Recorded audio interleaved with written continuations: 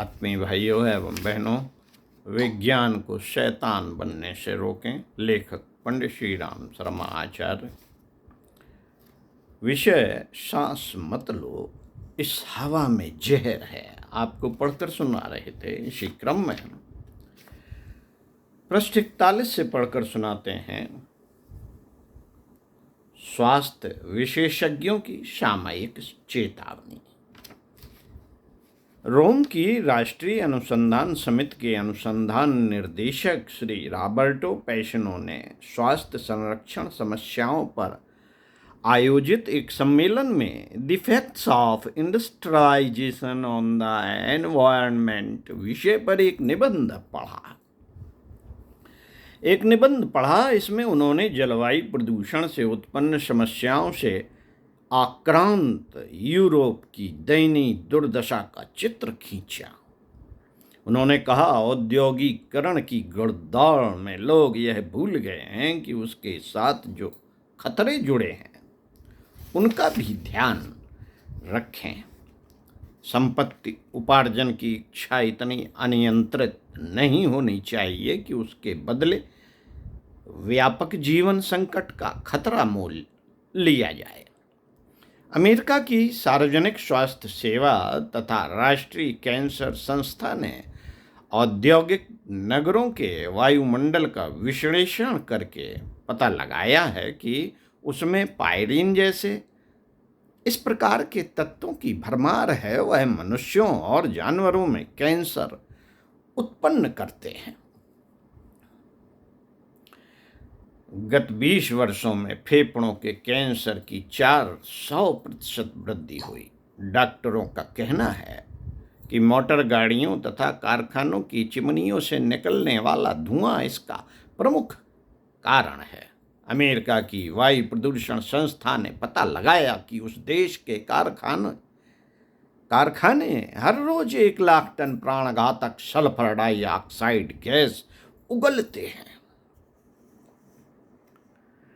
9 crore motor गाड़ियों से निकलने वाली 2.5 लाख टन कार्बन मोनोऑक्साइड का दैनिक योगदान इसके अतिरिक्त है।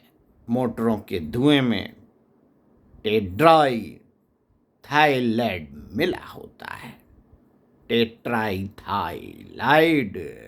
मिला होता है। वह मनुष्यों के स्नायु मंडल में अस्त व्यस्तता और दिमाग में गड़बड़ी उत्पन्न करता है। पेट्रोल के शीशे की मात्रा बढ़ती जाने से यह विषाक्तता और भी अधिक बढ़ी।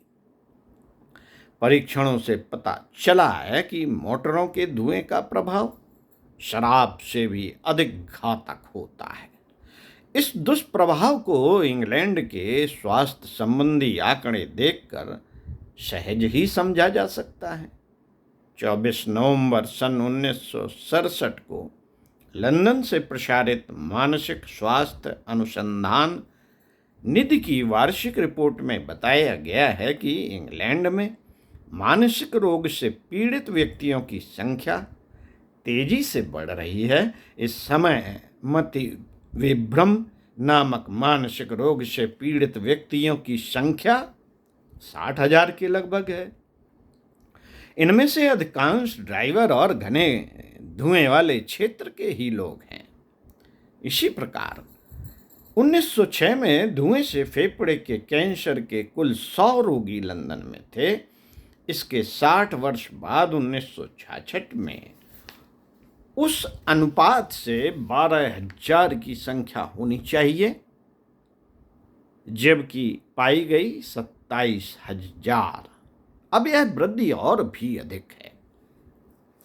मित्रों, आने वाले समय में यह धुआं पृथ्वी में अनेक अप्रत्याशित भयंकर परिवर्तनों के लिए वातावरण तैयार कर रहा है।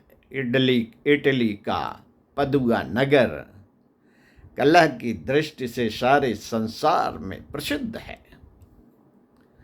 गियोटी के पिटी पैलेस, पॉन्टी वेकियो तथा द वेसिलिका ऑफ सान ऑरेंजो, यह सब वहाँ की प्रसिद्ध इमारतें हैं, आदि नष्ट होते जा रहे हैं।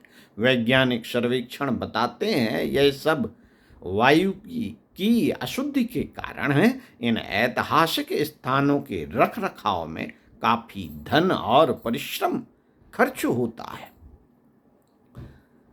तब भी वायु की गंदगी से वे अपने आप को बचा नहीं पाते, तो खुले स्थानों की सुरक्षा की तो कोई बात ही नहीं उठती। इन स्थानों में वायु विषैली रासायनिक प्रतिक्रियाएं वायु दुर्घटनाओं का ही कारण न होंगी, वरन भूकंप, पृथ्वी विस्फोट, समुद्र में तूफान आदि कारण भी होंगी।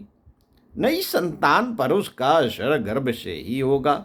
अमेरिका में अभी से विकलांग, कुरूप और टेढ़े मेढ़े बच्चों की पैदाइशें प्रारंभ हो गई हैं।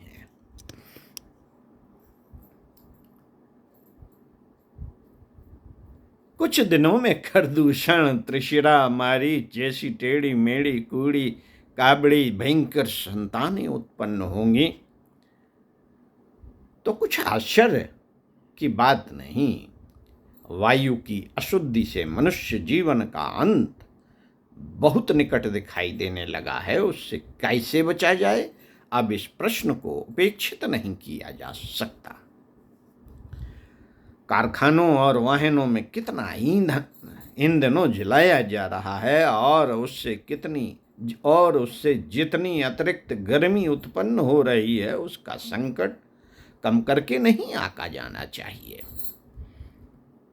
वर्तमान क्रम चलता रहा तो आगामी 25 वर्षों में वातावरण में कार्बन डाइऑक्साइड की मात्रा अत्यधिक बढ़ जाएगी, और उसकी गर्मी से ध्रुव प्रदेशों की बर्फ तेजी से पिघलने लग जाएगी। इसका प्रभाव समुद्र तल ऊंचा उठने के रूप में सामने आता जाएगा, और यह क्रम यथावत चला तो सारी बर्फ गल जाने पर समुद्र का जल लगभग 400 फुट ऊंचा उठ जाएगा, और वह संकट धरती का प्रायः आधा भाग पानी में डुबो कर रख देगा।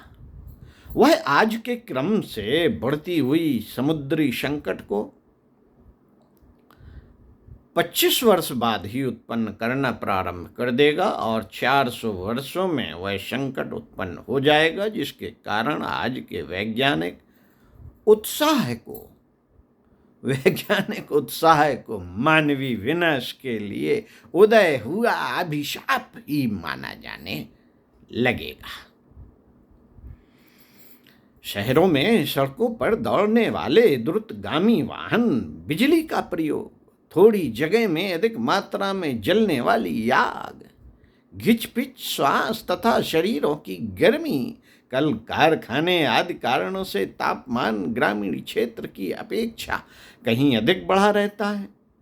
बिजली के पंखे तापमान नहीं गिराते, लेकिन केवल हवा को इधर से उधर घुमाते हैं। चुस्त एवं एक के ऊपर एक कपड़े लादने के फैशन ने शरीरों के इर्द गिर्द की गर्मी और भी अधिक बढ़ा दी है। सड़कों और बसों की धमक से गर्मी बड़ी चढ़ी रहती है। पक्के मकान और पत्थर की सड़कों में तपन रहती ही है।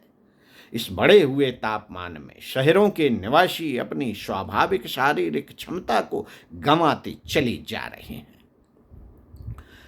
मित्रों, बढ़ते हुए वायु प्रदूषण का परिणाम यह हो सकता है कि पिछली हिम प्रलय की तरह फिर एक हिमयुग सामने आ खड़ा हो, और लंबी अवधि के लिए धरती का एक बड़ा भाग प्राणियों के रहने योग्य न रहे।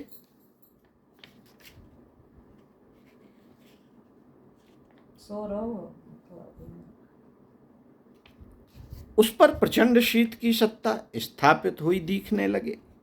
अमेरिका की वातावरण एजेंसी के मौसम विशेषज्ञ विलियम कीव का कथन है कि यदि 5 करोड़ टन दूषित पदार्थ अपने वायुमंडल में और मिल जाए तो पृथ्वी का तापमान 11 अंश सेंटीग्रेड गिर जाएगा, जिससे वृक्ष, वनस्पतियों और कोमल शरीर वाले प्राणियों का जीवित रहना कठिन पड़ जाएगा। तब दुनिया में प्रायः आधी हरियाली नष्ट हो जाएगी। साथियों, डॉक्टर RW ऑरेट ने हिसाब लगाया कि वायुमंडल में 25 लाख टन दूषित पदार्थ घुल चुके हैं। 5 करोड़ टन के संकट बिंदु तक पहुंचने में यूं भी अभी 20 गुना अधिक प्रदूषण घुसने के लिए कुछ समय लगेगा, पर प्रदूषण जिस क्रम से बढ़ रहा है उसे देखते हुए शायद 1000 वर्ष भी इंतजार न करना पड़े और हिम प्रलय की विभीषिका धरती निवासियों के सामने आ खड़ी होगी। यह प्रदूषण धुंध की तरह छा जाएगा और सूर्य की किरणें उस छतरी को भेद कर कम मात्रा में ही भूतल तक पहुंच पावेंगी। ऐसी दशा में ही हिम युग आने की संभावना स्पष्ट है। सरकारों को अपनी आमदनी बढ़ाने के लिए टैक्स चाहिए। इस अर्थ युग में जन स्वास्थ्य के लिए गंभीर चिंतन कौन करे? जड़ सूखती रहे और पत्तियों पर पानी छिड़का जाता रहे जैसी उपहासास्पद स्थिति आज बनी हुई है। सरकारें जितना धन स्वास्थ्य परीक्षण पर, संरक्षण पर खर्च करती हैं, उतने को जीवन के रचनात्मक उत्थान में लगाया जाता तो आज शायद स्थिति यह न होती। उपार्जन के नाम पर विश्व को बढ़ते रहने की छूट देकर 1000 प्रयत्नों से भी स्वास्थ्य बचाया नहीं जा सकता। अतएव अपनी सुरक्षा व्यवस्था के लिए जनसत्ता को स्वयं ही कटिबद्ध होना पड़ेगा। केवल मशीनीकरण की तीव्र गति को, जनसंख्या वृद्धि को ही नहीं, अपितु कुछ और भी सहयोग देना होगा जिससे प्रदूषण को कम तो किया ही जा सके। लोगों को मशीनों की जगह कुटीर उद्योग अपनाने तथा उन्हीं से बनी हुई वस्तुएं ग्रहण करने की भी आदत डालनी चाहिए। वायु शुद्ध के लिए वृक्ष अत्यंत उपयोगी हैं। वे गंदी हवा स्वयं पी जाते हैं और बदले में स्वच्छ हवा देते हैं, पर उन विचारों को भी बुरी तरह काटा जा रहा है। वन संपदा नष्ट हो रही है और उनकी जगह नित नए कारखाने खुलते जा रहे हैं। कृषि के लिए जमीन की बढ़ती हुई मांग को पूरा करने के लिए जंगलों का सफाया होता जा रहा है। इधर लकड़ी की जरूरत भी जलाने के लिए, इमारती आवश्यकता तथा फर्नीचर के लिए बढ़ी है। लकड़ी की, कोयले की भी खपत है। इस तरह बढ़ती हुई आवश्यकताएं वन संपदा को नष्ट करने में लग गई हैं। साथियों, पुराने वृक्ष कटते चले जा रहे हैं, नए लग नहीं रहे हैं। सन 1962 में संसार के बाजारों में 1 अरब घन मीटर लकड़ी की जरूरत पड़ी। सन 1985 तक यह मात्रा दोगुनी हो गई थी। यदि काटना जारी रहा और उत्पादन की क्षमता की उपेक्षा की गई तो वृक्ष रहित दुनिया कुरूप ही नहीं, अनेक विपत्तियों से भरी हुई भी होगी। वृक्ष और वनस्पति वर्षा में तथा नदी नालों के प्रभाव में मिट्टी के बह जाने को रोकते हैं, जल के तेज बहाव को, बाढ़ों को नियंत्रित करते हैं। इटली का दुखद उदाहरण हमारे सामने है। वहाँ कई शताब्दियों से वन संपदा की बर्बादी ही होती चली आ रही है। साल 2 करोड़ 60 लाख क्विंटल मिट्टी बहा ले जाती है और समुद्र में पटक आती है। नवंबर 1966 की भयंकर बाढ़ ने एक प्रकार से तबाही ही खड़ी कर दी। तब कहीं वन संपदा की बर्बादी के खतरे को लोगों ने समझा। विशेषज्ञों ने बताया कि यदि इटली को इस तरह बाढ़ों से बचाना है तो उसे 86 लाख एकड़ में वृक्ष लगाने होंगे। अन्वेषण ने सिद्ध किया है कि वन संपदा से युक्त भूमि में बाढ़ का खतरा 50% कम रहता है। जहां काटने में उत्साह हो वहां कितनी ही वृक्ष वनस्पतियों का वंश ही लुप्त होता चला जाता है। स्विट्जरलैंड के आर्गोविया प्रांत में इसी शताब्दी में लगभग 400 वन संपदा की उपयोगी जातियों का अस्तित्व ही समाप्त हो गया। वायु शुद्धि का दूसरा उपाय है हवन। इस प्रयोग में अणु विकिरण तक को शुद्ध करने की शक्ति है। गोपालन भी ऐसे ही संकटों से रक्षा करता है, पर सभ्यता के नाम पर अब हवन को दकियानुसी कहा जाता है और गौपालन की जगह गौ मारण को महत्व दिया जाता है। वर्धा की मैत्री पत्रिका में केंद्रीय मंत्री श्री के शाह के साथ रूसी वैज्ञानिक शिष्टमंडल की वार्ता का वह सारांश छपा है, जिसमें रूसी वैज्ञानिकों ने यह कहा था कि गाय के दूध में एटॉमिक रेडिएशन से रक्षा करने की सबसे अधिक शक्ति है। अगर गाय के घी को अग्नि में डालकर उसका धुआं पैदा किया जाए, जिसको भारतीय भाषा में हवन कहते हैं, तो उससे वायुमंडल में एटॉमिक रेडिएशन का प्रभाव बहुत कम हो जाएगा। इतना ही नहीं, गाय के गोबर से लिपे हुए मकान में रेडिएशन घुसना बहुत कठिन है। वायु को निरंतर गंदा बनाते जाने का और उसके शुद्धि उपायों से विमुख रहने का हमारा रवैया अंततः अपने लिए ही घातक सिद्ध होगा। यज्ञों द्वारा वायुमंडल के परिष्कार और जलवायु नियंत्रण की बात को अब हास्यास्पद समझा जाता है, पर दरअसल आलोच्य यज्ञ करने और कराने वाले नहीं, वे तो आज नहीं तो कल निश्चित रूप से विश्व संरक्षक माने ही जाने वाले हैं। दरअसल निंदनीय तो आज की भौतिकता की वह बाढ़ है जो मनुष्य जाति को यांत्रिकता के रोग और धुएं के घुटन से भरती ही जा रही है। वायु प्रदूषण आज की मुख्य समस्या है। इसे न रोका गया तो मानव अस्तित्व खतरे में पड़ जाएगा। टेक्सास विश्वविद्यालय का क्रीड़ांगन बनाया गया। टेक्सास विश्वविद्यालय को क्रीड़ांगन बनाया गया। इसके लिए आसपास के बहुत से वृक्ष काटे गए। इसका विरोध भी किया गया। इस शिक्षा केंद्र के लिए हरितिमा की भी उपयोगिता है, उसे नष्ट न किया जाए। पर किसी ने सुना नहीं। साइप्रस के दर्जनों विशाल वृक्ष काट कर धाराशायी कर दिए गए। जब वह उपवन वृक्षों का बूचर खाना बन रहा था, तो एक स्नातक कटे हुए वृक्ष के कौंतर में एक दिन तक विरोध प्रदर्शनी के लिए बैठा रहा। उसके हाथ में पोस्टर था, trees and we willing together, अर्थात वृक्ष और मानव साथ साथ जीते हैं। वृक्षों का मरण प्रकारांतर से मनुष्य का ही मरण है।